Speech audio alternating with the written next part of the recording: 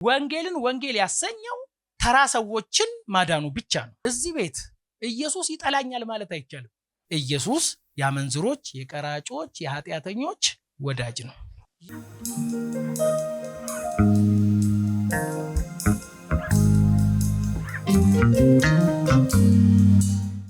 ጌታ እናመሰግናለን። ማቴዎስን ነው ዛሬ የምንማረው። በጣም አሜዚንግ ቃል ነው። አራት ወንጌላት ነው ያሉን። አዲስ ኪዳን ሲጀምር በማቴዎስ ነው የጀመረው። በኦርቶዶክስ ቤተክርስቲያን መጀመሪያ የጻፈው ማቴዎስ ነው ትላለች። በእኛ አካባቢ ያሉ ቴዎሎጂያንስ ደግሞ ማርቆስ ነው የሚሉት ታውቃላችሁ። እኔ ማቴዎስ የሚለው ይስማማኛል። ወደ ኦርቶዶክስ ነው ማደለው። ምክንያቱም ሁለቱ ሐዋርያት ቀጥታ የኢየሱስን የእጅ ታምር ያዩ የአፍ ንግግር የሰሙ ናቸው። ሁለቱ ማለት ማቴዎስና ዮሐንስ። ስንት ወንጌል ነው ያለን? አራት ነው። ከአራቱ ወንጌላት ሁለቱ በቀጥታ የኢየሱስን ታምራት ያዩ፣ ኢየሱስ ያደረበት ያደሩ፣ የዋለበት የዋሉ። አንደኛው ማን ነው? ዮሐንስ ነው። ስለዚህ ማቴዎስ የሚጽፍበትና ሌሎቹ የሚጽፉበት ደግሞ የተለያየ ነው። ነገር ግን ሶስቱ ሲኖፕቲክስ ወይም ተመሳሳይ። ሲኖፕቲክስ ማለት የሆነ ሰኖፕቲክስ የሚል መነጽር ቤት አይቻለሁ። ልክም ተመሳሳይ እይታ ለማለት ነው። ዩጋችሜ ተመሳሳይ እይታ ያዩ ናቸው ሶስቱ፣ ማርቆስ፣ ሉቃስና ማቴዎስ። ግን እንደዛም ይሁን እንጂ ማቴዎስ ደግሞ ለየት የሚልባቸው ነገሮች አሉት፣ የራሱ ማለት ነው። የራሱ ዛሬ ሳወራ እንትናንትና ወለደ የሚለውን ነው የምናወራው። እንትናንትና ወለደ ቃል ይሆናል ወይ? ዛሬ ይሆናል። ማቴዎስ አሜዚንግ ሰው ነው። ማቴዎስን ልክ ሄዳችሁ ስታነቡ ሲጀምር ራሱ ምንድን ነው የሚለው አይታችሁታል? የዳዊት ልጅ የአብርሃም ልጅ የኢየሱስ ክርስቶስ ምን ትውልድ። ማርቆስ ጋር ስትሄዱ ትውልድ ሁሉም በመግቢያቸው ወይም አጀማመራቸው ይለያያል። ግን ማቴዎስ ትውልዱን ሲዘረዝር በደንብ ስሙ። ትውልዱን ሲዘረዝር የሚጀምረው ከአናት ነው። ዳዊት ይልና ማን ይላል? አብርሃም ብሎ ይጀምራል። በኋላ መጣላቸዋለሁ። ከዳዊት በፊት አብርሃም ነው መቅደም ያለበት። ግን እሱ ሲጽፍ አብርሃም አይደለም ያጀምረው አይደለም። ግን እሱ ማንን አስቀደመ? ዳዊትን አስቀደመ። ከዛ አብርሃም የዳዊት ልጅ የአብርሃም ልጅ ብሎ ነው የቀጠለው። ያስቀደመው ዳዊትን ነው። ግን ስታስበው ለምን ዳዊት ይቀድማል? አብርሃም ነው መቅደም ያለበት። ዩጋችሚ ከዛ ደግሞ ሲዘረዝር ከየት ነው የሚጀምረው? ከአባቶች ጀምራ ወደ ትንንሾቹ ነው የሚመጣው። ሉቃስ ጋር ግን ስትመጡ እንደዛ አይደለም። ከትንንሾች ጀምርና ወደ አዳም ነው የሚሄዱ። ይሰማል። አንዳንዶቹ የግሪክ ያቆጣጠር ነው የዕብራውያን ነው ምናምን ይላሉ። እንደዛም ባይሆን ኢትዮጵያዊም እንደዛ ነው የሚቆጥሩ። አሁን ለምሳሌ እኔ ስም ማን ነው ሲባል ከኔ ነው የሚጀምረው። ሄኖክ መንግስቱ፣ በየነው አሜት፣ ቶሎሳ አብዲሳ፣ ሳቢሳ ምናምን እያልኩ ወደ ኋላ ነው የምትሄደው። እንደዚህ ነው ማለት አይደለም፣ ለቀልድ ነው ስሜ። ወደ ኋላ ሲሄድ ሉቃስ ልክ እንደኛ ነው። ከትንንሾቹ ጀምርና የሄድና አዳም ይልና የእግዚአብሔር ልጅ ኢየሱስ ይላል። ሃሌሉያ። መጽሐፍ ቅዱስ ውስጥ የዘር ሐረግ ቬሪ ኢምፖርታንት ነው። ውስን ቦታዎች ነው የተጠቀሰው፣ ግን ቬሪ ኢምፖርታንት ነው። ስልጣን ወራሽ እንኳን ለመሆን ዘር ይጠይቃል። መሬት ወራሽ ዘር ይጠይቃል። የሆነ ነገር ወራሽ ዘር ይጠይቃል። ዘር ምንድን ነው ተብለን ነው ዩጋችሜ። ስለዚህ ዝም ብሎ አይደለም ይሄ ወለደ የሚለው ቃል ዝም ብሎ አይደለም የመጣው። ግን ዮሐንስ ይሄንን እዚህ ውስጥ አይገባም። ዮሐንስ ልደት የለውም። እንኳን ሊወለድ ልደት የለውም፣ ጅማሮ የለውም። መጀመሪያ ቃል ነበረ። እንኳን ሊወለድ ሁሉን ካለመኖር ወደ መኖር ያመጣ እሱ ነው ይላል። ሁለት የዘር ግንድ አለ። ዘፍጥረት 5 ሄዳችሁ ስታነበው የአዳም የዘር ግንድ፣ አዳም እንትና ወለደ እንትና የሚላለ። እዚህ ጋር መጥቶ ደግሞ የኢየሱስ አለ። በእምነት ነው ከአዳም የዘር ግንድ የኢየሱስ የዘር ግንድ ውስጥ የምንገባው። ሌዊ ነው ስሙ። ማቴዎስ ታውቃላችሁ፣ የመጀመሪያ ስሙ ሌዊ የሚለውን ስም ኢየሱስ ቀይሮለታል። ማቴዎስ ተብሎ ይታሰባል። ማቴዎስ ማለት የእግዚአብሔር ስጦታ ማለት ነው። ማቴዎስ ቀራጭ ነበረ። እንደ ኃጢአተኛ ሰው የሚጸየፈው የማይጨብጠው እንደ ባንዳ የሚታይ ነበረ እና ማቴዎስ እነ ጴጥሮስን ኢየሱስ ሲያስከትል አሳ ሰጥቷቸው ነው። ታስታውሳላችሁ? አሳ ሲያጠምዱ ድንገት አሳ ባሳ ሲያረጋቸው ተንበረከቁ አሉ። የመከተል ይሄን ነው ብለው ተከተሉ። ማቴዎስን ግን እንደዛ አይደለም ያደርገው። በፍቅር አይኑን የማረከው። አሜን። የመቅረጫ ሄዳችሁ ማቴዎስ 9 አንብቡ። የመቅረጫ ወንበሩ ላይ ቁጭ ብሎ እትዬ አምሳሉ እያለ ከጌንሳሬጥ ባህር አሳ ይዘው የሚመጡትን ቁርንፉድ ይዘው የሚመጡት ዝም ብሎ ይመድባል ሲል ኢየሱስ በፍቅር አየው። ማንም አይሁዳዊ በፍቅር አየው። ኢየሱስም እዛ መቀመጫ ላይ ቁጭ ብሎ አየው ይላል። የቁጣ አይን ሳይሆን የፍቅር አይን። ማን አይሁዳዊ ነው እንደዚህ በፍቅር የሚያይኝ ብሎ ተያዩና ኢየሱስ አንድ ቃል ብቻ ነው የሰጠው። ምንም አላለውም፣ ተከተለኝ የሚል ቃል። የዛ ጊዜ የመቅረጫ ነገሩን ሁሉ ትቶ ኢየሱስን ተከተለው ይላል። ማቴዎስ ብዙ ቦታ ስም አይጠራም፣ ብዙ ቦታ ስም የለውም። ግን የኢየሱስን ታሪክ ግን ለመጻፍ ብዕር አለው። ስለ ማቴዎስ ምንም አታገኝም። ብታነቡ ማቴዎስ እንደዚህ ያደረገ፣ ማቴዎስ ከኢየሱስ ጋር ፈወሰ የሚባል የለም። ወንጌሉን ግን አሳምሮ ጽፎልናል። እና ማቴዎስ ቀጥታ ሲጽፍ ከአይሁዳዊነት ወደ ክርስትና ለመጡት ነው የጻፈው። ሉቃስ ለጠቅላላ ለአራቱ ማዕዘን ላለ አሕዛብ ነው የጻፈው። ይሰማል? ለሁሉም ነው። በቃ በጌታ ለሆኑም ላልሆኑም ሊሆን ይችላል። ግን ኖርማሊ ሐሳቡ ለአንድ ሰው ለቴፍሎስም ቢሆን ሁሉም ሰው ኢየሱስ የሁሉም አድርጎ የሁላችንም እንዲሆን አድርጎ ነው የጻፈው። ማቴዎስ ግን እነዚህ ወደ ጌታ የመጡትን አይሁዳውያንን መሰረት እየሰጣቸው ነው። ለምን መሰላችሁ? አንድ መሲህ ይመጣል የሚል ትንቢት አለ። ምን የሚል? ከዳዊት ዘር የሆነ። ለምን? ለዳዊት ምን ብሎታል? ለዘላለም ካንተ ቤት ከዙፋን ላይ ለዘላለም የሚኖር ሰው አወጣለሁ ብሎታል። አይታጣም፣ ከዙፋን ላይ ሰው አይታጣም ብሎታል። ሁለተኛ ዜና 7:18 አብርሃምና ዳዊት የተጠቀሱበትን ለማንገር ነው። አሁን ለምሳሌ ቤተልሔም ስለተገደሉ ህፃናት ያነሳው ማቴዎስ ብቻ ነው። ታውቃላችሁ? ሌሎቹ አላነሱ። ሰብአ ሰገል መጥተው ሰገዱለት፣ ሌሎቹ አላነሱ። ምን እያላችሁ መሰላችሁ? ይሄ እኮ ሰብአ ሰገል መጥተው ወርቅ ብር ይዘው መጥተው የሰገዱለት የአይሁድ ንጉስ ነው የተወለደው እያለ ነው። እየሰማችሁ ነው? ከዛ በኮከብ ተመርተው ሲመጡ ሄደው ነገሩ አይደል የሚለው? ንጉስ ተወልዷል እንሰግድለት ዘንድ የት ነው ብለው ጠየቁት ይላል። ስለዚህ ምን እያለ ነው መሰላችሁ ማቴዎስ? የተወለደው ንጉስ ነው፣ ኪንግ ነው። መረጃ ካላችሁ ይሄው የዳዊት ዘር ብሎ ነው መረጃ የሚያመጣው። ከአባትህ ከዳዊት ጋር በእስራኤል ላይ አለቃ የሚሆን ከዘርህ አይታጣም ብዬ ቃል ኪዳን እንዳደረኩ የመንግስትህን ዙፋን አጸናለሁ። ሰምታችኋል? ከአባትህ ቤት ምን አይታጣም? ንጉስ አይታጣም። ይህንን ደግሞ ምን አደርጋለሁ? አጸናለሁ ብሎ እግዚአብሔር እንደገና አንድ የመጨረሻ ኤርምያስ 30:9 ነገር ግን ለአምላካችሁ ለእግዚአብሔር ለሚያስነሳላችሁ ለንጉሳችሁ ለዳዊት ይገዛሉ። ይኸውላችሁ ይሄ ትንቢት የመጣው ዳዊት ምን ከሆነ በኋላ ነው። ሞቷል እኮ ዳዊት የለም። አሁን ለዳዊት ይገዛሉ ሲል ሕዝቅኤልም ላይ ነው። እረኛ ሰጣችኋለሁ እንደ ዳዊት አይነት ያለ እረኛ ይላል። አሁን እስራኤል በጣም ይናፍቃል ይሄንን እንደ ዳዊት ያለ እረኛ መጥቶ እንደሚያስወጣው። ከዚህ በኋላ አሕዛብ አይገዛችሁም ይላቸዋል። ከዚህ በኋላ እናንተ ነፃ ትውልድ ትሆናላችሁ። እኔ ከዳዊት ቤት ንጉስ አስነሳለሁ። አሜን ነው። ኃይለኛ ንጉስ ኤቭሪ እስራኤላዊ ይናፍቃል። ይሄን በምን ታውቃለህ በሉኝ። ስምዖን የሚባል ሰው ሸምግሎ ይላል። ታስታውሳላችሁ? ልክ በመንፈስ ቅዱስ ተረዳ። ኢየሱስን ሲያቅፈው ምን አለ? ለእስራኤል ያዘጋጀውን ማዳን አይኔ አይታለች፣ ባሪያህን አሰናብተው። ለካ በሙሉ እስራኤላዊ ይናፍቃል ይሄንን ከዳዊት ቤት የሚመጣውን ግንድ መሲሁን ንጉሱን እየናፈቁ ያለ ጭራሽ ባቢሎን መታ ማርካ ወሰደቻቸው። ከድጡ ወደ ማጡ። ኤቭሪ እስራኤላዊ ብትጠይቀው እግዚአብሔር እኮ ተናግሯል። የታለ ከዳዊት ቤት? እግዚአብሔር እኮ እንዲህ ብለው። ሁሉም በናፍቆት ውስጥ ናቸው። ሁሉም በመጠበቅ ውስጥ ናቸው። ሁሉም አንድ ከዳዊት ቤት የሚመጣ እንደ ዳዊት አይነት ንጉስ አለ እስራኤልን ነፃ የሚያወጣ። እነሱ ብዙ አይነት አጠባበቅ፣ አንደኛ ከምድራዊ ፖለቲካ መሯቸዋል። በባቢሎን በሮማውያን ሲረገጡ የኖሩ ናቸው። እነሱ የሚፈልጉት የፖለቲካ ነፃነትም ጭምር ነው። ለዚህ ነው መጥምቁ ዮሐንስ ካስታወሳችሁ ተሰናክሏል እኮ። ምን አለ? ከኃይለኛ ስብከት ከሰበከ በኋላ ከኔ በኋላ የሚመጣው ጫማውን ጠፍር መሸከም ማልችል አደገኛ ዴንጀረስ ምን ሲል ከርሞ እስር ቤት ገባ። እስር ቤት ሲገባ ኢየሱስ ጸጥ አለ። ቢጠብቅ መጨረሻ ላይ እኮ ነው ግራ ገባው። ከዛ ሰው ላከበት።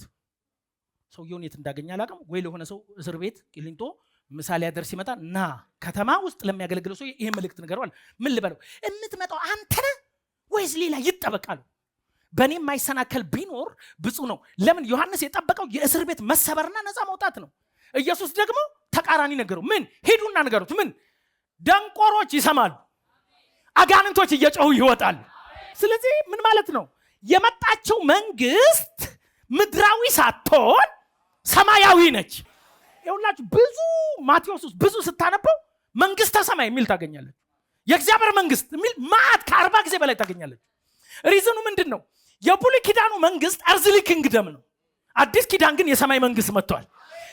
ንጉስ መጥቷል ከተባለ ምን አለ ማለት ነው? ግዛት አለ ማለት ነው። ይሄ የመጣው ንጉስ ከነ ግዛቱ መጥቷል።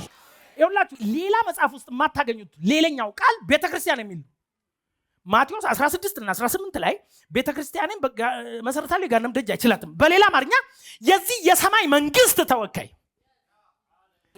ማቴዎስ ላይ ሲጀምር ራሱ ምንድን ነው ያለው? መንግስተ ሰማይ ቀርባለችና ንስሐ ግቡ። ቀርባለች እኮ ነው የሚለው። ሃሌሉያ! እኛ ስለማይገባን ነው እንጂ አሁን እኮ ያለነው በመንግስተ ሰማይ ውክልና ውስጥ ነው።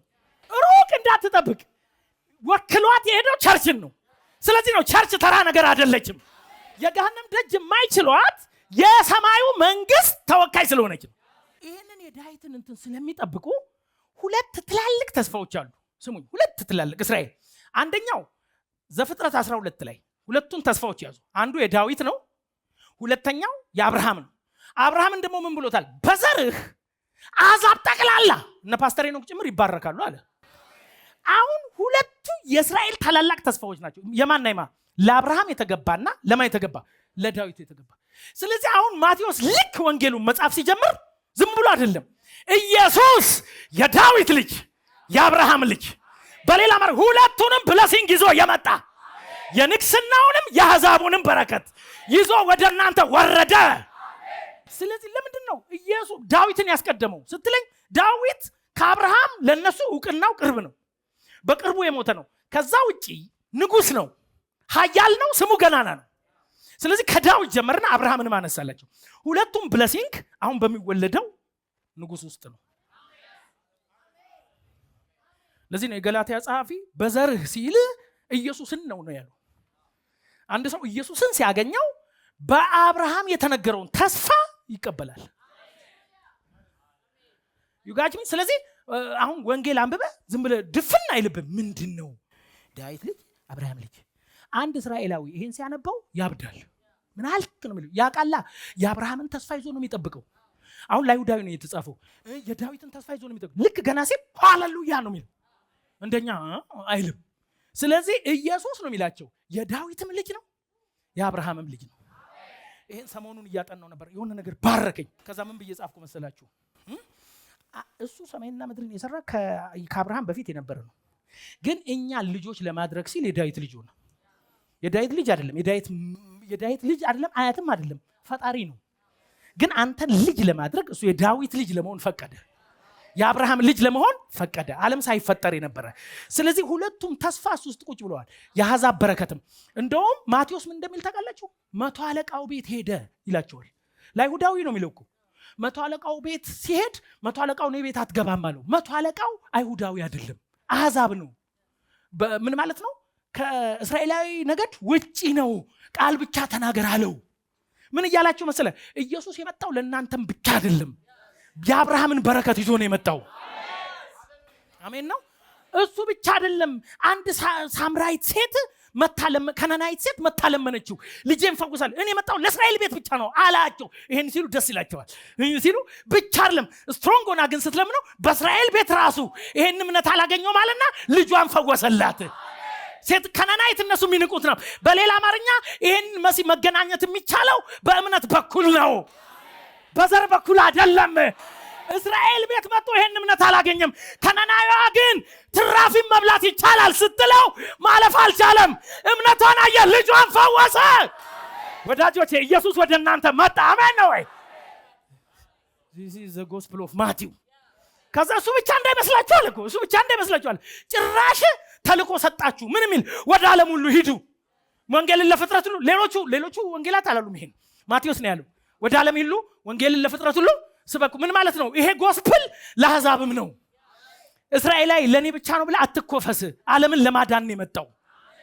ዓለምን ለማዳን የመጣ ነው። ሃሌሉያ። this is amazing። ከዛ ማቴዎስ ይጀምራል። አንዴ ብናነበው ደስ ይለኛል። የዘሩን ብናነብ ኢየሱስን ንጉስ ለማድረግ ማቴዎስ የሄደበት መንገድ ደስ ይለኛል። የመጀመሪያው ሕፃን ሆኖ እንኳን ስጦታ የተቀበለ ንጉስ ነው የሚለው። አሜን።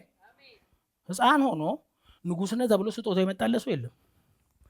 ኢየሱስ የተወለደበት ቦታና ስጦታ የመጣበት ቦታ አይገናኝ። 70 ሰገሎች አይሁዳውያን አይደሉም፣ አሕዛብ ናቸው። ከሩቅ ነው ስለ ኢየሱስ ሰምተው ስጦታ ይዘው የመጡት። ስለዚህ ኢየሱስ የእምነት ጉዳይ ነው። አሜን። የእምነት ጉዳይ ነው።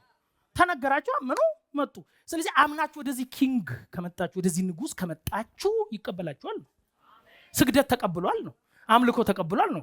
እስራኤል ንጉስ ተወልዷል ነው። ሁለተኛው በጣም ደስ የሚለኝ ቃል ቅድም የነገርኳችሁ የመቶ አለቃው አለ። ከዛ አባቱ ደግሞ ከላይ መስክሮለታል። ሰማይ ተከፈተ፣ የምወደው ልጄ እሱ ነው። ስለዚህ ሰማይ ራሱ የመሰከረል ንጉስ ነው። ሰይጣንን አሸንፏል። ሰይጣንን ያንቀጠቀጠ ንጉስ ነው ኢየሱስ። ሮማውያንን አይደለም ያንቀጠቀጠው፣ ሰማያዊ መለኮት ሆኖ ወደ ምድር ስለመጣ 40 ቀን የተፈታተነውን ሰይጣን አሸንፎታል። እሱም ብቻ አይደለም ይላል፣ የሹሙን ልጅ ሄዶ ከሞት ካዳነ በኋላ በሞት ላይ ንጉስ እንደሆነ አሳይቷል አለ። ባህር ላይ ሄዶ በፍጥረት ላይ ስልጣን እንዳለው ንጉስ መሆኑን አሳይቷል አለ። መጨረሻ ላይ እሱ ራሱ ሞትን አሸንፎ ተነሳ። ስለዚህ ኢየሱስ ንጉስ ነው። ፋይናሊ ግን ምን እንዳለ ታውቃላችሁ? ማቴዎስ ነው ይሄንን የሚለው፣ ከመላእክቱ ጋር ተመልሶ ይመጣል። ይሄ ንጉስ ሄዶ የሚቀር አይደለም፣ በትልቅ አጀብ ደግሞ ተመልሶ ይመጣል። እናም በሁላችንም አብርሃም ይስሐቅን ወለደ። ከዛስ ቀጥሏት አንዴ ያዕቆብ ወለደ። ያዕቆብ ይሁዳን፣ ዛራን፣ ፋሬስንም እንዲህ ነው የሚለው። ግን ይኸውላችሁ አንዴ አንብቧት እሷን። ይሁዳ ከትዕማር ቴንክ ዩ። በእስራኤል ካልቸር ሴቶችን መጥቀስ የተለመደ አይደለም። እዚህ ክፍል ውስጥ ግን 4 የሚገርሙ ሴቶች ተጠርተዋል። ምን እያለ መሰላችሁ? እዚህ ትውልድ ውስጥ ያሉ ሰዎች ልንገራችሁ። አንደኛው ሴቶች አሉ መግባት የለባቸውም። ሴት በየትኛውም ዘር አቆጣጠር ውስጥ አሁን እኛም ሀገር ማለት ነው ሴት ብቻ ከሆነ ልጅ አባትየው አይጠራም። በቃ አለቀ። እኔ አሁን በሁለቱ ሴቶች አልጠራም፣ በሁለቱ ወንዶች ይጠራሉ። አለቀ። ዚስ ሪል ነው። ለምሳሌ ናታን ሲያገባ ልጅ ከወለደ ምን ይባላል? ልጅየው ለምሳሌ ሄስሮም ከሆነች ሄስሮም፣ ናታን፣ ሄኖክ ተጠራው ማለት ነው። አንደርስታንድ? የጁ ካልቸር ለሴቶች ቦታ የለውም። እንደምንም ከየት እንዳመጣት አላውቅም። አሁን ይሁዳ ፋሬስና ዛራን ወለደ ብሎ ማለት አይችልም። እንደምንም ብሎ ይሁዳ ከትዕማር ይላል። ሌሎችን እኮ አላለም። አሁን ለምሳሌ አብርሃም ከሳራ ይስሐቅን ወለደ አይልም። ነገር መሆኑን የምታውቁት ይሄ ነው እኮ። አዮ ለምን አይሁዳውያንን እየነካቸው እኮ ነው፣ እየነካካ ነው የመጣው ንጉስ። ሴቶችንም እዚህ ግቡ የማይሉትንም የመረጠ ንጉስ ነው። ከዛ ሴቶችን ብቻ አይደለም። አሁን አንዳንዶቹ ደግሞ እዚህ ግባ። አሁን ሄስሮም ምንም አይታወቅም። ሄስሮም ሚልታ ያለ እዛ ውስጥ አይደለም። ልክ ነኝ አይደለም? አንድ ስማቸው የማይታወቅ አሁን ለምሳሌ አየዋቸው ዝም ብዬ ምንም ሄስሮም፣ ራማ አይታወቁም። ምንም በእስራኤል ታሪክ ውስጥ ታሪክ ቢስ ናቸው። ግን አንጥቶ ኢየሱስ ግንድ ውስጥ ምን እያለ ነው? ስራ ቢሶች፣ ጥቅመ ቢሶች፣ ቦታ የሌላቸውንም ንጉሱ ቦታ ሰጥቷል። ብትመርጥ እነ ትዕማርን አትመርጥም። እኔ ሳራን አስጠራለሁ እንጂ ትዕማርን አላስጠራም። በኋላ እመጣለሁ ስለ ትዕማር። እንደገና ደግሞ ኃጢአተኞችን መርጧል። ትዕማር ምንድን ነች? ትዕማር እኮ ማለት ከባሏ አባት ነው ያረገዘችው። አሁን ፋሬስ ምናምን ስንል ማለት ነው። አሁን ትዕማር ትመረጣለች ወይ? ነው አትመረጥም። እዚህ ቤት ያለ በሙሉ ዘሩን የመረጠ ሰው አለ? የለም። ስለማንችል ነው ያልመረጥ ነው። ብንችል እንመርጣለን። ኢየሱስ ግን እየቻለ ከዚህኛው ግንድ አልመጣም ማለት እየቻለ ያንን የወደቀውን ዘር መረጠና ገባበት። ይችላል መምረጥ። ግን ምረጥ ይሉታል ሰዎች። እዚህ ግባ የማይሉትን እንደ ሄስሮም አይነት ሰዎች፣ እዚህ ግቢ የማይሏትን እንደ ትዕማር አይነት መረጠ። እሷም ብቻ አይደለም፣ አሁንም ሴት መሆኑ ኃጢአተኛ ብቻ፣ ጨካኞች አሉ እዚህ ውስጥ። እነ ምናሴ ማለት በጣም ጨካኝ፣ እንደዚህ አይነት ነገስታትን ከኃጢአት አልፎ ጭካኔ፣ አንዳንዶቹ ልጆቻቸውን ሁሉ የሰው እግዚአብሔር የረገማቸው እነዚህን ሁሉ መረጠ ይልና አንድ በጣም ይገርመኝ መጨረሻ ላይ ስለሱ ሰው እየነግራቸዋል ጊዜ ካለ። ኢኮንያን የሚባል ሰው አለ። መጨረሻ ላይ አንብቡ። ኢኮንያን የሚባለውንም ሰውዬ መረጠው። እሺ ልምጣላችሁ። ትዕማር ማለት የሚገርማችሁ እናንተ የምታፍሩባት ሴት ማለት ነች። ይሁዳ የሚባለው ሰው ስንት ልጅ ነበረው? 3። ስሙኝ በደንብ አሁን ታሪኳን ልንገራችሁ እንዲገባችሁ ነው። ትዕማር አገባችሁ። ሰውየው ስታገባው አይታወቅም በምን ሪዝን እንደሆነ እግዚአብሔር ቀሰፈው። የመጀመሪያው ክፉ ስለነበረ እግዚአብሔር ቀሰፈው አለ ዳይ። ከዛ ሁለተኛውን ሲሰጣት ጊዜ ሁለተኛውም እግዚአብሔር ቀሰፈው። ምቀኛ ስለነበረ ቀሰፈው። ከዛ ሴትዮዋ ስንት ገደለች? 2 አትልልኝም? ከዛ አሁንም ፋዘሩ ጋር ሄደች። 3ኛ ስጠኝ አትልም? ፋዘር ምን አለ? አላደገም ይሄ አላት። ዘፍጥረት ላይ ሄዳችሁ ታነቡ ይሄን ነው የሚነግራችሁ 38 ላይ አላደገም ሲላት እስኪያድግ ጠብቂ ሲላት ምን ይላል እዛ ላይ ይሁዳ ልጁም ቢያድግም ባላርጎ እንደማይሰጣት ሲገባት የመበለት ልብስ ለበሰችና እናቷ ቤት ገባች የመበለት ልብስ አላቸው ያኔ እናቷ ቤት ገብታ መኖር ጀመረች እቺ ሴት ዝም ብላ እየኖረች የይሁዳ ሚስት እንደገና ሞተች የራሱ የሰውየው የባሎቿ አባት ማለት ነው ምናልባትም ሴትዮዋ ዝም ብላ በእኛ ባህል ገፊ የሚለው ነገር ስላለው ይሄንንም ልጅ ትደፋብኛለች በሚል ሊሆን ይችላል እኔ እኮ የሚገርመኝ ኃይለ ሥላሴ ለምሳሌ አንዴ ምን ብለዋል ተረት ይሁን እኔ ምን አላውቅም የኢትዮጵያ ህዝብ ቁጥር ስንት ነው ሲባል እንዳለ መሳፍንቱን ብቻ ቆጥረው 4000 ብለዋል ይባላል ፒፕል አዳሚ አልቆጠሩንም ነው የሚባለው ሰው አራሽ ያለ አሉ ያለው እንግዲህ ኪንግ ናቸው አሳቸው ይደብራቸዋል እንደ እኔ አይነቱ እንደኛ አይኑ መቁጠር ይደብራቸዋል ምርጡን መሳፍንቱን ቆጥረው ነው የኢትዮጵያ ህዝብ ብለው ሲያወሩ ሌላው አኗኗሪ ነው ኢየሱስ ቢመርጥ እሺ እነ ዳዊትን ይምረጥ እሺ እነ አብርሃምን ይምረጥ እሺ እነ ይስሐቅን ይምረጥ ትማር ቤት ምን ልታረግ ትሄዳለህ ብለህ እኮ ነው የሚጠየቀው ኢየሱስ ከዚች ኃጢአተኛ ከዚች ውሸታም ሴት ምን ታረጋለህ ምን እያለ ነው የመጣው ንጉስ ሰው አይንቅም የመጣው ንጉስ ኃጢአተኛን አይንቅም እንደውም ግልጽ አድርጎ እኮ ጻፈልን እኔ ራሱ ቀራጭ ወንበር ላይ ቁጭ ብዬ ነው ተከተለኝ አለኝ አይሁዳይ በሙሉ ሲጸየፈኝ ስለዚህ በእኔ ምክንያት ነው ስም ይወጣለት ምን በሱራት ምክንያት እኮ ነው ኢየሱስን የኃጢአተኛ ያመንዝራ ቀራጭ ወዳጅ የተባለው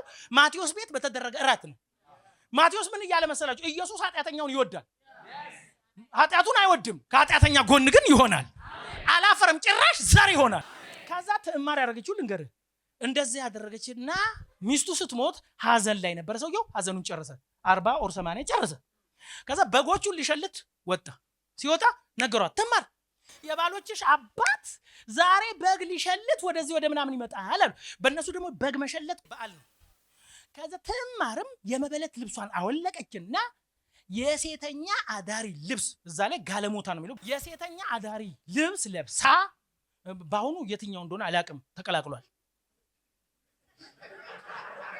ይሄ ነው ልብሱ እንዳለ ኦሬዲ ተቀላቅሏል ማለት ነው አንድ ላይ ነው የሚለበሰው የለም አሁን ያኔ ግን ስፔሲፊክሊ ይታወቃል ዩ ጋች ሚ እኔ ምን አይነት እንደሆነ አልክ የመበለት ልብስ ይታወቃል ሴትዮዋ መበለት ባል የሞተባት ከሆነች በልብሷ ነው የምታውቀው በልብሷ አለባበሷ ምናምን ታይና እቺ ሴት ባሏ የሞተባት ነው ተብላ በልብስ ነው የምትለብስ ልብስ ባይዘው የኮሙኒኬሽን መንገድ ነው ጥቁር በጥቁር ስትለብስ አንድ ሴታው ምን ማለት ነው ሐዘን ላይ ነኝ ማለት ነው አያ አሁን የሐዘን ልብስ ግን አልተቀየረም የጋለሞታ ልብስ ግን አሁን የለም ተቀላቅሏል ቅዱሳን ለምሳሌ ሀገር ባህል ልብስ ስትለብስ ሴት ካባ ስታረግ ምን ሰርግ እንደሆነ ቬሎ ስትለብስ ሙሽራ እንደሆነች አንደርስታንድ ለዚህ ውስጥ አሁን ሙሽራ ካለች ሙሽራው አይቷነች ብለ እንዲህ ብለ መጀመሪያ ምኑን ነው የምትለው ቬሎ አይደለም ምንድነው መልሱ እንጂ የዛ ጊዜ የሴተኛ ዳሪ ልብስ ይታወቃል ከዛስ የመበለት ይታወቃል ከዛ ሴትዮዋም ደረገች የመበለቱን አወለቀችልና ቤት አረገችና የሴተኛ ዳሪውን ለብሳ እሱ በግ የሚሸልትበት ኤሪያ ላይ መንገዱ ላይ የሚያልፍበት ቁጭ አለች ለምን የልጆቿን የባል ለማሳሳት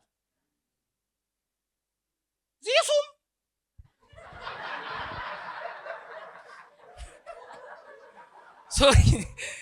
አወራት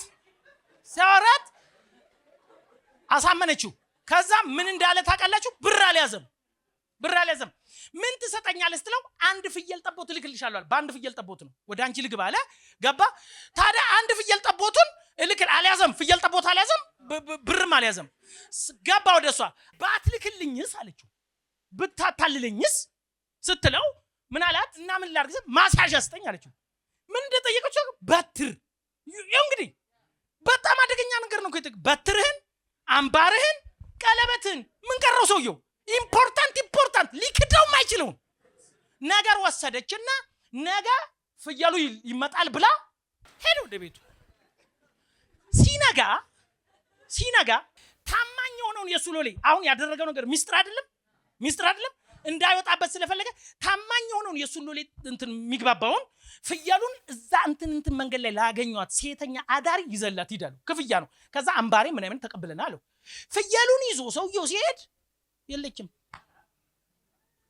ሰፈሩን ቢያስጠይቅ አራዚ ሰፈር ጭራሽ ሴተኛ አዳሪ የለም እዛ ሰፈር ለምን ተመልሳ የሴተኛ አዳሪውን አውልቃ መበለቷን ለብሳ ቁጭ አለችል ተመልሳ ከዛ ምን ይላል መጽሐፍ ቅዱስ? 3 ወር ነው። 3 ወር ሲሆነው ምን ይሆናል? this is not እህል it is ሽል ይገፋል። ሽሉ ምን ሆነ? ገፋ። ሲገፋ ሰፈርተኛው አየ ማርገዝ አችልማ። ማርገዝ ስለማችል መጡና ትማር የልጆች ሚስት አሉት። አርግዛለች። ምን እንዳለ ታውቃለህ? ድፍረቱ በእሳት ትቃጠል። ምን አቃጥሏት። ከዛ ጠቅላላ እሷን ለማቃጠል እሷ ጋር ሄዱ። እንግዲያው ከመቃጠሌ በፊት አለች ኢየሱስ የመጣው ምን እያላችሁ መሰለ? መቃጠል ከሚገባት ሴት ነው። እሳት ከሚገባት ሴት ነው። የዘር ግንዱ ውስጥ አስገባት። የባሏ አባት የፈረደባትን ሴት ሳባት። ካንቺ ነው ወለደዋል። ግንዱ ውስጥ ገባለዋል። ሃሌሉያ። ይሄ እኮ የኔ ታሪክ ነው። ይሄ እኮ የእናንተ ታሪክ ነው። የመጣው ንጉስ ክፉ ፍርድ የተፈረደባቸውን ሰዎች ሁሉ አምጥቶ ነው የነገሰባቸው። ኢየሱስ ድንቅ ንጉስ ነው። ከዛ በኋላ እንግዲያው ሊያቃጥሏ ሲሉ ለዚህ ባለ አምባር ነው ያረገዝኩት፣ እሱ ያገረ ገዢ ነው። አምባሩ ዱላው ምኑን ሲያሳዩት የኔው ጉር ነው አለ። የኔው ጉር ነው ዝም በሉ ጭጭ በሉ አለ። ሲረገዝ ደግሞ የክፉ ነገር ምን ቢሆን ልጥሩ ነው? መንታ ፋሬስና ዛራ። ኢየሱስ ይሄን አጸያፊ ሆነ ዘር የምታፍርበትን የተጋቡ ዘመዳማቾች መርጠህ በዛ ዘር ትመጣለህ። ማቴዎስ ብድግ አረገና አውቆን እኮ ነው ይሁዳም ዝም ብሎ ዛራና ፋሬስን ወለደ ካልን እኛም ጸጥ ብለን ነው እናልፋለን። ጸጥ እንዳንል እኮ ነው ለኛ እየነገረን። ከትዕማር እኔ ሳራን ርብቃን ይጠራል ብዬ ጠብቃለሁ። ከትዕማር ተወለደ። አረ በደንብ አሜን በሏ። ምንም የተበላሸ ታሪክ ቢኖራችሁ፣ ምንም የኋላ ታሪካችሁ ቆሻሻ ቢሆን ይሄ የመጣው ንጉሥ አይንቃችሁም ነው። ዚስ ከኋላ ታሪክሽ የተነሳ የሚፈርድብሽ የባልሽ አባት ራሱ ፈርጇል እኮ። ይሄ የሚመጣው ንጉሥ ግን የተፈረደባቸውን ይመርጣል ነው የሚለው። ይሁን ብለህ ስታልፍ አይ ስትል አሁንም ይመጣና ራብ ይላል ቁጥር 5 ላይ። ራብ ማለት ራኬብ ማለት ነው። ራኬብ ማለት ራሷ ራኬብ ጋለሞታ ነች። ደግሞ ያዝ እንግዲህ ጋለሞታነቱ ይገርምሃል ነው እኮ የሚለው። አሕዛብ ነች። አንድ ቀን ግን እነ ኢያሱ ሰላዮች ሲገቡ ተቀበለቻቸው። ስሟ በዕብራውያን መጽሐፍ በእምነት ሴት ተነስቷል። ቻንታራ ባሳታ ኢያሱ 2 ላይ ስለሷ ማግኘት ትችላላችሁ። she's amazing። ከዛ ራኬብ እቺ ምን አለች? ሲመጡ ጥላቸው እኮ ተገፏል። ጥላችን ተገፏል። ከዛ ንጉሱ ሰላዮች እንደገቡ ሰምቶ ማሰስ ሲጀምር ደበቀቻቸው። ምን እንዳለቻቸው ታውቃላችሁ? አምላካችሁ ይሄን ምድር አሳልፎ ይሰጣችኋል። በእነሱ አምላክ አመነች። እንደዛ ነው ያለችው። አምላካችሁ እርግጠኛ ነኝ አለች። አሕዛብ ነች፣ ስለነሱ አምላክ አታውቅም። ግን ጥላችን የእናንተ አምላክ ይሄን ምድር አሳልፎ ይሰጣችኋል። ሃሌሉያ። ግድ የላችሁም መታችሁ ግን ስትወርሱ አለች ቸርነት አድርጉልኝ፣ እኔ እናንተን ደብቃለሁ። እናንተ ግን ምን ችግር አለ? የሚመጡ ቀን ቀይ ጨርቅ አንጠለጠለች። this is the history። ማንም ብትወልድ ጥሩ ነው። ቦዔዝ ማን ነው? የዳዊት አያት። ዩጋችቢ አሕዛቡን ሩቅ ያለውን አይሁዳዊ የሚንቀውን ጎተተና የዘር ግንዱ ውስጥ ከተቱ። ጋለሞታነቷ ሲገርምህ፣ አሕዛብ መሆኗ ሲገርምህ፣ ኢየሱስ እንደ ራኬብ ያሉትን በእምነት ምን እያለ ነው? በእምነት ላመኑት እሱ በእነሱ ይነግሳል። he's king። መጣና አሁንም ቤርሳቤ አለ። ደግሞ የተጠራ አንድ ደና ሴት አይጠራም? ቤርሳቤን ደግሞ ሲጠራት ይሁዛ ላይ ምን እንደሚል ታውቃለች? ከኦሪዮን ሚስት ዳዊት ወለደ አይልም? ምን አለ ከዳዊት ቢል ኦሬዲ ዳዊት አላገባትማ፣ ፍርጥ አረገው። የሰው ሚስት ነው የወለደው ነው። በእውነት እኮ ነው ብለህ እንደዚህ እኮ ነው የሚለው። ዳዊትም ከኦሪዮን ሚስት ሰለሞንን ወለደ። ይህን ታሪክ ደግሞ ስማኛ። የኦሪዮን ሚስት ምንድን ነች? አንድ ቀለታ ወንዱላ ታቦት፣ መቼም ዳዊት ታቦት ወጣ ከተባለ ውጭ ወንዱላ ዘመቻ ወጥቷል ስለተባለ ሴትዮዋ ወንድ ሰፈር የለም ብላ ሳፋ ይዛ ሻወር ልትወስድ ወጣች። ለካ አጅሬ ሰፈር ውስጥ ቀርቶልሃል። እሷ አገር ሰላም ነው ወንዶች የሉም በሚል እኮ ነው ሻወር ልትወስድ የወጣችው እንጂ አትወስድም። ሌላ ጊዜ እኮ አትታጠብም። ለምን ወንዱ ሁሉ ዘመቻ ሄዷል። ዳዊት ደግሞ ያለ ወትሮ ከዘመቻ ቀርቶ ሌላ ጊዜ እኮ አያርፍልም። ዳዊት ታቦት ውጪ እያደረ እኔ እንዴት ቤት አድራለሁ የሚል ሰውዬ የዛ ቀን ምን እንደለከፈው አይታወቅም። እቤት እናትዬ ብረምጣዷ ላይ ቁጭ ብላ በርጩማዋ ላይ ቁጭ ብላ እንዲህ ስትል አየ ዳዊት። አየ ወደ ቤት አመጣት ይላል። ከዛስ አብሯት ምን ሆነ ይላል ተኛ። ከዛስ አረገዘች። ማርገዙ አይደለም አሜዚንግ። ኦሪዮን ታማኝ የዳዊት ወታደር ነው። ጠራው ከጦር ሜዳ አውቆ እቤት እንዲተኛ ፈልጎ ነው ያንተኑ ሊለው ማለት ነው። ያው እንደምታውቁት ሁሉ ጊዜ በእኛ ሀገር አባባል አለ አይደለም? አባት በእምነት ነው፣ እናት ነች ልክ። ፋዘር በእምነት ነው፣ ምንም ማድረግ አይችልም። ለዚህ ነው ሊሞቱ ሲሉ የድሮ ሰዎች ሊሞቱ ሲሉ ነው የሚነግሩት ለነፍስ አባታቸው የጠሩና ይሄ ትንሹ ድክ ድክ የሚለው ይላሉ። የግራ አዝማች አይደለም የደጅ አዝማች ነው ይላሉ። አገርማችሁ እቺን ቴክኒክ ለመጠቀም ዳዊት ኦሪዮንን ከጦር ሜዳ አንጥቶ እቤት አስገባው። ከዛስ ምን እንዳለ ታውቃለች? ኦሪዮን የድሮ የዳዊት ልብ ማን ውስጥ አለ? ኦሪዮን ውስጥ። የገረመኝ ምን እንዳለ ታውቃለች? ታቦት ውጪ እያደረን የገብቻ አልተኛ ማለት ይሄ ነው የዳዊት ልብ። ዳዊት ተበሳጨበት። አንዳንድ ጊዜ አይታችኋል እናንተ የሆነ ነገር ሲበላሽባችሁ ወይ ሆነ እናንተ የአምልኮ መንፈስ ከጎናችሁ ያለው ሃሌሉያ ሲል ያበሳጨሽል እኮ። ድሮ ግን አንቺ ነሽ ሃሌሉያ የምትዩ። አሁን በሰው ሃሌሉያ በሚል ትበሳጫለሽ፣ አሜን በሚል ትበሳጫለሽ። እሱ ነበር ያንቺ ልብ፣ እሱ ነበር የኔ ልብ። አሁን ዳዊት ውጪ አድራለሁ ሲል ውጪ አድረ ሲሉ ተናደደ። ጥሩት እንደገና ከዛስ አሰከረው እንደሚል ታውቃለህ። የዳዊትን ጥረት ተመልከት። አንዴ ያሰክራል፣ አንዴ ያበለዋል፣ አንዴ ምን ይላል። አንተ ሰውየው ክርችም ሊሰክር ነው። ሰክሮ ውጪ አደረ። በቃ ላምባ ያለው። ከዛ ምንም መሆን ሲያቅት ማተወለደ ሰለሞን። በእንዲህ አይነት ስህተት ውስጥ ይወለዳል። ወዳጆቼ አወላለዳችሁ ምንም ይሁን የእግዚአብሔር ቃል ካለ you are king። እኔ አባቴ ያልተማረ ነው እኔ ገለመኔ አትበለኝ። እግዚአብሔር ስህተት በሆነ መንገድ ውስጥ ሁሉ ልጆቹን ያከብራል። ኢየሱስ ይሄንን እንደገና በኤርሳቤን ስቡ አስገብቶ ነገሰ ነው የሚለው። ራሷን ሳይጠራት ዝም ብሎ የዳዊት ልጅ ሰለሞን ማለት ይችላል እኮ። ሳብ ያረጋትና በኤርሳቤ ወለደ። ዘለላው ሩትን አመጣና ደግሞ አስገባው። ሩት ምን እንደሆነ ታውቃላችሁ? ዘሯ ሞዓባዊት። ዘዳግም 38 ምን እንደሚል ታውቃላችሁ? ሞዓብ እስራኤልን ያስረገመ እኮ ነው። በለዓምን ጠርቶ እርገምልኝ ብሎ ብር የከፈለ ማን ነው? ሞዓብ ነው። ይሄ ዘር ክፉ ዘር ነው። ልጆቻቸውን የሚሰው ምናምን። ከዛ እግዚአብሔር ምን እንዳለ ታውቃላችሁ? እስከ 10 ትውልድ ድረስ ሞዓባዊ መቅደሴ እንዳይገባ፣ እንደውም አንድ ነው የሚለው በጉባኤ እንዳይገኝ ነው የሚለው። እንዲህ አይነት ጉባኤ መካከል እንዳይገኝ እስከ ስንት ትውልድ? እስከ 10 ትውልድ እንዳይገኝ አይልም። ሩት የማዘር ነች፣ የዚህ ሞዓብ ዘር። ጉባኤ እንዳትገኝ የተባለችውን ጭራሽ ዘሩ አርጓት ቁጭ። የጉባኤ ገርማል እንዴ የኔ ዘር ውስጥ ከታታለዋል። ወዳጆቼ ካሰብነው ከጠበቅነው ውጪ እኮ ነው የሚመጣው ንጉስ። እዚህ ግቡ ማይባሉትን እዚህ አትገቡም ተብሎ የተፈረደባቸውን ደጅ የተዘጋባቸው ወደ ውስጥ አስገብቶ ይከብርባቸዋል። ይሄ ነው ሜሴጁ። እስከ 10 ትውልድ የተባለ ሴትዮ ትግባል እና ምንድነው ወንጌሉ? የዳዊት ልጅ ነው እሱ። እንደዚህ ቆመ። እሱ የመላክ ዘር አልያዘም። የድካም የሚገባው ረሃብ የሚገባው የሰው ስንፍና የሚገባው ስለሆነ የወደቁትን እየሰበሰበ ከብሮባቸዋል። አቻራባስ ይሄ ቆመስ አመራረጡን ነው። ዛሬ እዚህ ውስጥ ሩት አለች፣ እዚህ ውስጥ ትማራለች። ይጋችም እኔ እንደዛ ነኝ መረጠን። ስለዚህ ወንድሞቼ ጠብነን ሲሉ መጠራታችሁን ተመልከቱ። ስንት ምርጥ ሰው ያለ እናንተን ጠራ። በጣም በኃጢአት የምታስቸግሪው ጠራ። ልንገስብሻለ።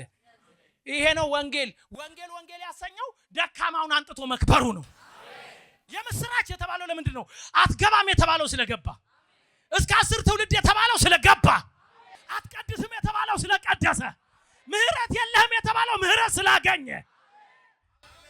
this is gospel አትገቢም እስከ 10 ትውልድ ደግሞ አትቀድሽም አታገለግም ጉባኤ አትገኝም የተባለችውን ወሰደና በልውን ነው በዘሩ መካከል ከሱ ጋር አብራ እንድትከብር አደረገ። ኢኮንያን ይኸውላችሁ ዘሩን በ14 ትውልድ ነው የከፈለው። ኢኮንያን የሚባለው ንጉስ ምንም ልጅ አትውልድ ካንተ ዘርም አለው በዳዊት ዙፋን ላይ እስከ መጨረሻው የሚቀመጥ ሰው አይኑር በልና ይላል ግርግዳው ላይ ጻፍ ተብሎ ተነገረበት። ኢኮንያን ይባላል። ዝም ብዬ ሳነብ ጭራሽ ጻፍ ነው የተባለው። ከዚህ ሰው ዘር ንጉስ እንዳይገኝ ከዚህ ሰው ዘር በዙፋን የሚቀመጥ እንዳይኖር የተነገረ ነው። ኢየሱስ ሲመጣ ይሄንን ሰው ሳበና ጭራሽ ለዘላለም የሚነግስ ሰው ከሱ ወጣ። አሜን ነው። ተመልከቱ ራእይ 22 እንደዚህ የሚል ቃል አለ አይደል? እኔ አለ የዳዊት ስርና መሰረት ነኝ። ፕሬዝ ጋድ። አረ በደንብ አሜን። this is amazing ወዳጆቼ። ይሄን ሁሉ ማውራው ለምን እንደሆነ እንዲገባችሁ ትንሽ ነገር ነግራችኋለሁ። እንደዚህ ይላል ቁጥር 16 እኔ ኢየሱስ የአብያተ ክርስቲያናት ዘንድ ይህን መሰከርኩላችሁ መልአኬ ልካለሁ እኔ የዳዊት ስርና ዘር ነኝ የሚያበራም የንጋት ኮከብ ነኝ። አንድ ጊዜ በደንብ አሜን። እኔ የዳዊት ዘርና ስር ነኝ። ስር ሚንስ ከዳዊት በኋላ የመጣ ይመስላል ግን የዳዊት መገኛ ነው። ዳዊት የበቀለው ከሱ በኋላ ነው። ለምንድን ነው ማቴዎስ እንደዚህ የምትለው? ሁሉንም ይዩት። ማቴዎስ ሁለቱ እውሮች መጡና የዳዊት ልጅ ኢየሱስ ሆይ ማረኝ አሉት። መጣና ዮሴፍ እጮኛውን መውሰድ ሲፈራ ከዳዊት ቤት ለሆነው ለዮሴፍ ይላቸዋል። አውቆ ነው የሚለው። ኢየሱስ የዳዊት ልጅ የተባለው በዮሴፍ በኩል ህጋዊ የሆነ አባትነት አግኝቶ ነው። አረ በደንብ አሜን።